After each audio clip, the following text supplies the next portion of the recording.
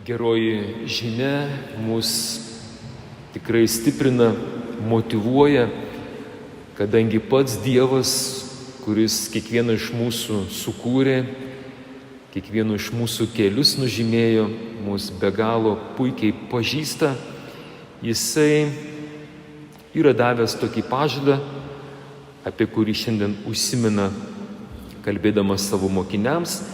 Tai pirmiausiai tai, kad Jisai, sakydamas palyginime apie dangaus karalystę, Jisai ištarė tai, apie ką tik užsiminė. Už tai, kad tu man buvai ištikimas mažuose dalykuose, aš padarysiu tave ištikimą dideliuose. Užeik į manąjį džiaugsmą. Štai Viešpats, Jisai labai aiškiai nurodo mums kryptį, į ką turėtumėm susikoncentruoti ir nesiblaškyti. Ištikimas mažuose dalykuose. Kiekvienas iš mūsų esame pašaukti savo pašaukimu. Mes, broliai, kunigai, vienuoliai, esame pašaukti melstis. Tai yra mūsų darbas, pirminis darbas. 8 valandas, taip kaip jūs dirbat 8 valandas ir uždirbate savo duoną, mes esame Dievo pakviesti, pašaukti į pokalbį su Dievu už jūs, už šį miestą, už mūsų valstybę, už bažnyčią. Ir Viešpats žiūri, kaip jums tie pranciškonai sekasi būti ištikimais jūsų pašaukime. Ir mes duosim apyskaitą. Jūs, kurie esat mūsų broliai, seserys, kurie esate pakviesti uždirbti duoną 8 valandas, taip kaip nustatyta mūsų šalyje ir vakarų pasaulyje, tos 8 darbo valandas, mes sąžiningai atliekam kiek galint geriau tą darbą. Šalia to mes dar turime tam tikrų pareigų pagal pašaukimą. Tai jūs, kurie esate pakviesti šeimai, jūsų pareiga užauginti vaikus, jeigu jums Dievas jų davė, taip pat padėti vienas kitam kaip sutuoktiniai pasiekti tą patį tikslą, į kurį esame pakviesti ir mes, broliai, pranciškonai, kunigai, pasiekti amžiną gyvenimą. Ir čia dar irgi yra įvairiausių būdų tai pareigai atlikti. Tai mūsų tokie, atrodo, elementariausi buitiniai dalykai ir kasdieniniai, nuo kurių pabėgti neišeis. Jūs, tie, kurie auginate savo vaikus, jūs negalite pasakyti, žinai, šiandien aš pailsėsiu. Sekmadienis, atsikabinkit nuo manęs visi, patys vaikai valgyt pasidarysit ir taip toliau, žinai, aš šiandien meldžiuosi, pavyzdžiui, ne? Man išeiginė. Arba, pavyzdžiui, jeigu tie, kurie atlieka tarnystės ligoninėse, tarnystės mūsų šalies gynyboje, jie negali pasakyti, šiandien, žinai, aš pailsėsiu. Atėjo laikas, atlieku savo pareigą ir ją turėčiau atlikti labai gerai. Moksleiviai, kurie jų yra pašaukimas gerai mokytis, jų yra darbas uždirbti tą įvertinimą ir taip pat tinkamai pasiruošti ateičiai, perimti iš jūsų tėveliai suaugę estafetę, nes jie bus atsakingi už šią valstybę, už šią bažnyčią. Taigi, kaip matote, daug čia nesiplečiant, mes labai konkrečiai esame pakviesti dalyvauti tuose mažuose dalykuose. Labai konkretus. Čia teologijos nereikia, čia Biblijos žinoti ypatingai nereikia.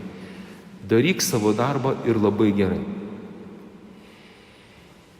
Ir Viešpats tai įvertina. Dabar mes visi dar esame pakviesti kaip krikščionys irgi į tokią pareigą dėkoti Dievui. Viešpats iš mūsų per daug nieko ten neprašo, netgi tie 10 Dievo įsakymų, jie yra antraeiliai.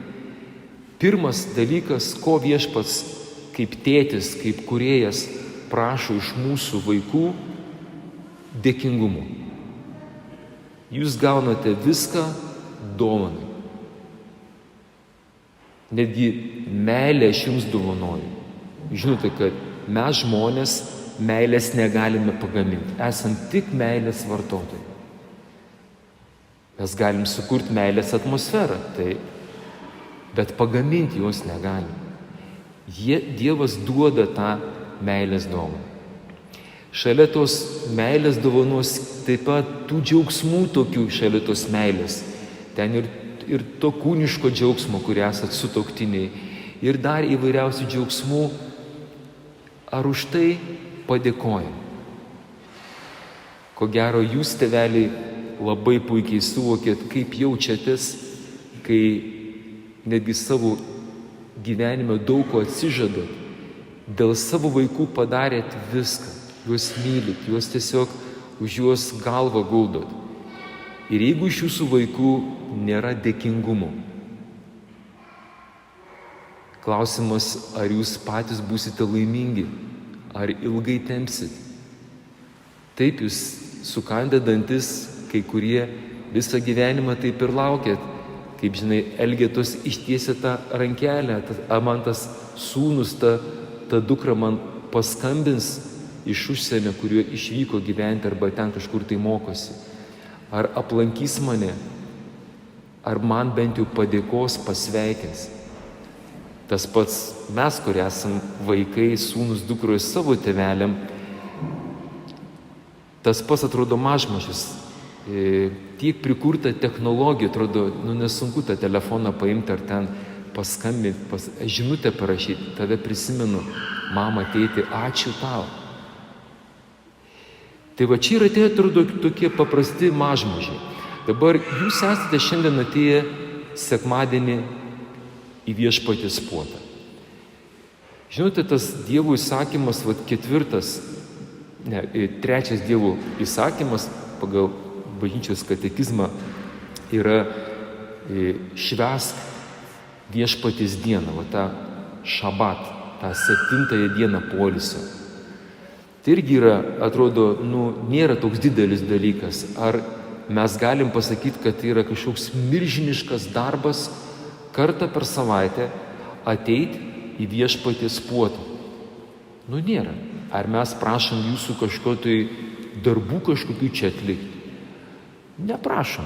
Aišku, norisi, kad atėjus čia jauku būtų. Būna kartais, kai būna šalta šitoje bažnyčioje žiemos metu, norisi, kad tos apeigos netokios būtų ilgos. Norisi, kad tas kunigėlis konkrečiai 1, 2, 3 pasakytų ir išleistų mumis pasišildyti. Čia viskas teisinga, jūsų reiškia noras yra teisingas. Kartais mes, broliai pranciškonai, kunigai, jumis kaip teroristai, jumis įkalinam. Jūs turit sėdėti, kentėti čia, žinai, kol tas kunigėlis baigs savo tas pamaldas. Bet čia yra vėl ištikimybė mažmožiuose. Ir Dievas džiaugiasi tais dalykais. O jeigu tu ateini sąžiningai, kiekvieną sekmadienį ateini į mišias ir ateini ne tik pliusiuką užsidėti, bet visiškai iki lemputės, kaip žmonės sako, tas kunigas jisai pasakys protingai, ar jisai ten neprotingai kažką pasakys, galbūt bus nuobodžiai, nepriklausomai ateinu ne dėl kunigo, ateinu dėl Viešpaties, nes man yra svarbiausia mano asmeninis santykis ir to, kuris sukūrė mane, kuris visą šią savaitę mane laimino, mokino, buvo pamokos ir malonios, ir nemalonios. Bet va ta padėka. Jūs tik atkreipkite dėmesį, mes ten aikštėje nuo pat karo Ukrainoje pradžios, dėka mūsų pasauliečių pranciškonų, ten kiekvieną 12 valandą prie Jono Karolio Chodkevičiaus mes dėkojam. Dėkojam už ką? Už daugiau kaip 70 metų gyvenimo be karo. Klausimas mums visiems. Ar padėkojo Dievui? Va to karo akivaizdui, tai kas dabar čia kaimynystė darosi, atrodo, čia mes nusipelnėm gyventi geriau, kad to karo čia nebūtų. Aš jums pasakysiu, tai fenomenas, kad mūsų tėvynė Lietuvoje, jūs pavartykit istorijos puslapius, čia iš fantastinės literatūros, kad mūsų tėvynė Lietuvoje 70 metų nebūtų karo. Jūs ką, juokaujat? O taip yra. O ką jau kalbėti apie 32 metus laisvės ir nepriklausomybės iš tokių, atrodo, žvėriukų rankų, kaip tie bolševikai, komunistai, fašistai ir kas tik tai nori. Ar tai ne malonė? O jeigu jūs pažvelgsite į save asmeniškai, kiekgi mes prisidėjome, kad tą laisvę šiandien galėtumėm džiaugtis, tą gerovę, netgi tą išorinę gerovę, to visų grožių, kurį matot aplinkoje. Išpuošti miestai, išgražintos gatvės. Kretinga iš viso, jums žinokit, kaip sakant, gimė su marškinėliais. Vat Kretinga tokia ir yra. Aš čia kaip laikas nuo laiko taip apibėgu aplink tą Kretingą, aš žiūriu, kažkur tai kažkokiam užkampi, naujausia gatvė. Taip kaip vadovėlė, žinai, žibintai sudėti gražiausiai lediniai. Tiesiog kaip višnikė ant torto, ten viskas, medžiukai.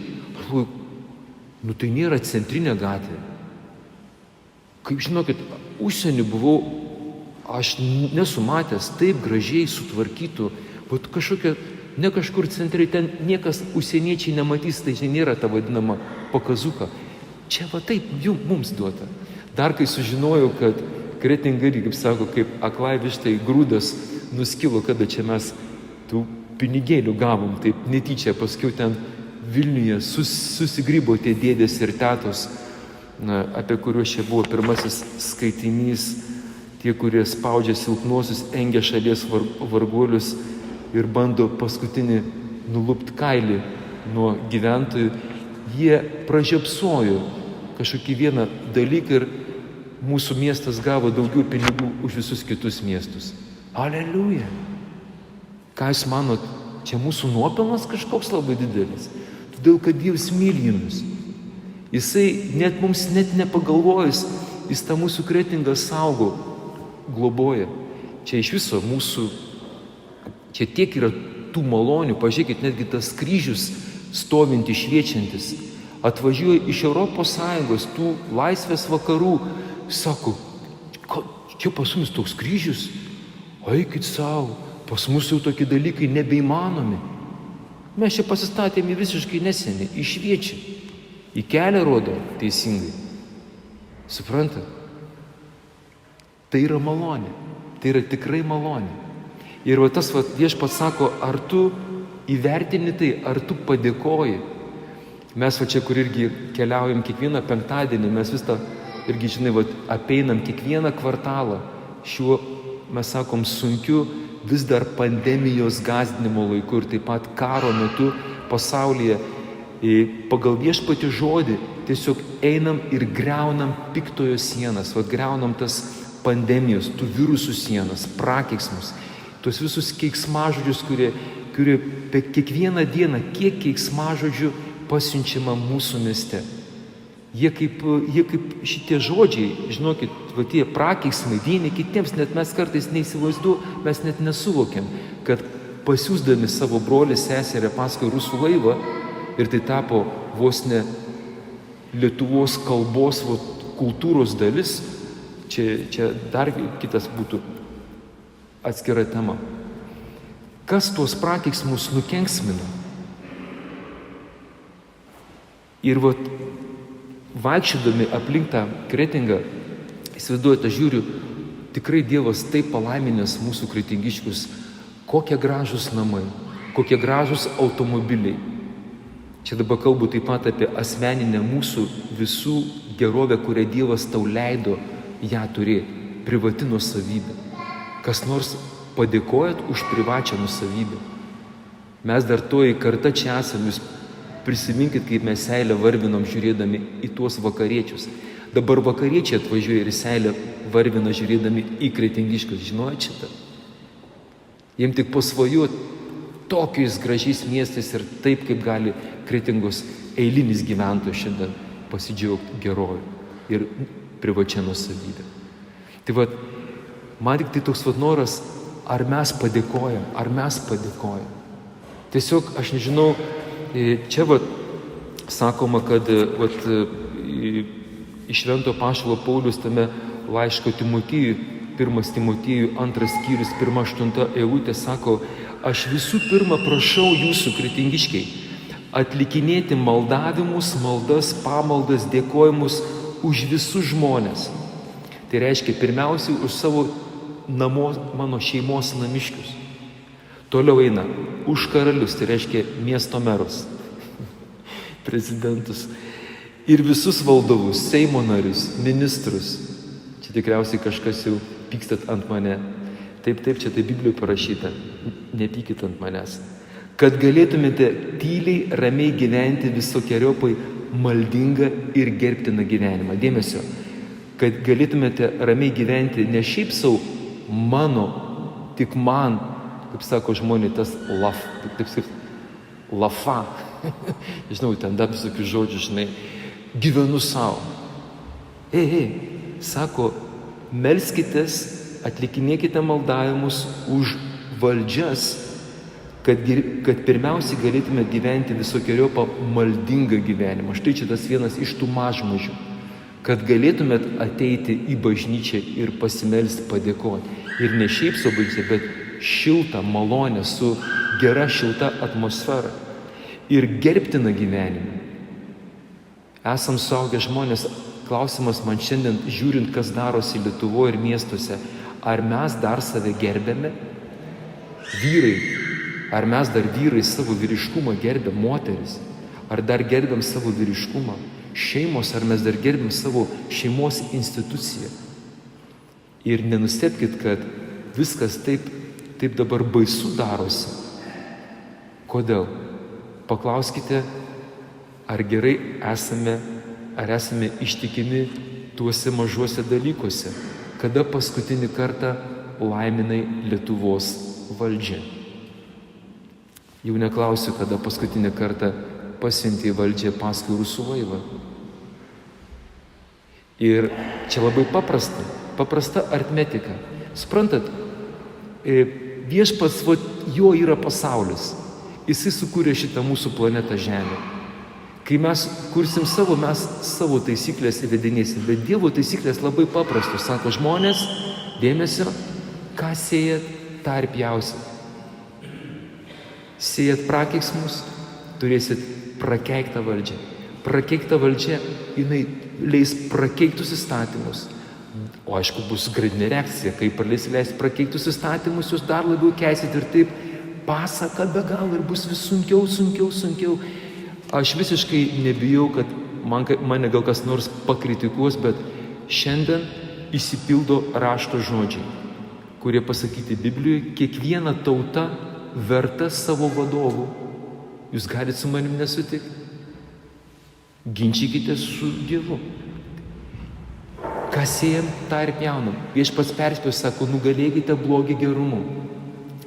Vat pavyzdžiui, čia kai toj pranašas Amosas, 8 skyrius, ta 4 eilutė, sako, realybė yra tokia, sako, klausykitės žodžių tie, kurie spaudžiate silpnuosius, engiate šalies varguolius, kurie ten, reiškia, viską darote, kad tik tai būtų visiems, ale liktai norėčiau, kad geriau, bet gavosi blogiau ir blogiau. Sako, norėjau kaip geriau, gavosi kaip visada. Kad va šitie mūsų turtingieji, galingieji būtų įgalūs laikytis Lietuvos konstitucijos ir priesaiko, kurį dėjo ranką ant Biblijos ir prisikinėjo, kad laikysis Dievo tvarkos. Patikėkit, jūs save pažiūrėkit, kaip jums sekasi laikyti žodžių. Ne visada pasiseka, man ne visada pasiseka, aš pastoviai atgailauju. Padarau pasiryžimus rytą, žiūrėk vakare, iš tų pasiryžimų gal vieną ir pavyko įgyvendinti. Man reikia malonės, įsivaizduoju. Tai kur čia meldžiamės, po 8 valandas, jeigu kartais pavyksta. Netgi mums kunigam tas 8 valandas, kad mes melstumės, mums reikia maldos, kad mus kažkas palaikytų. Irgi nesugebam. Taigi, mielieji, Viešpats tikrai džiaugiasi, kad šiandien, dėl kitos savaitės nežinau, dėl rytaus nežinau, bet šiandien jūs atėjote ir esate ištikimi o tam mažam dalykė.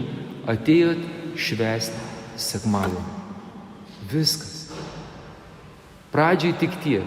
Mielieji, kretingiškiai, svečiai, kaimynus turit, perduokit žinutę. Tai yra pranašystė mums, mūsų miestui. Jeigu norite išlikti gyvi, būkite ištikimi Dievui mažuose dalykuose. Sekmadieniais neapleiskit mišių. Kartą bent į mėnesį ateikit išpažinties. Kas negalit kartą į mėnesį, bent į sezoną ateikit. O dabar rudens sezonas, rudens išpažintis, paskui žiemos, pavasario, vasario, bent tiek. Viskas. Ir pamatysit, kaip Viešpats išpildo savo pažadus. Sako, padarysiu tave ištikimą dideliuose.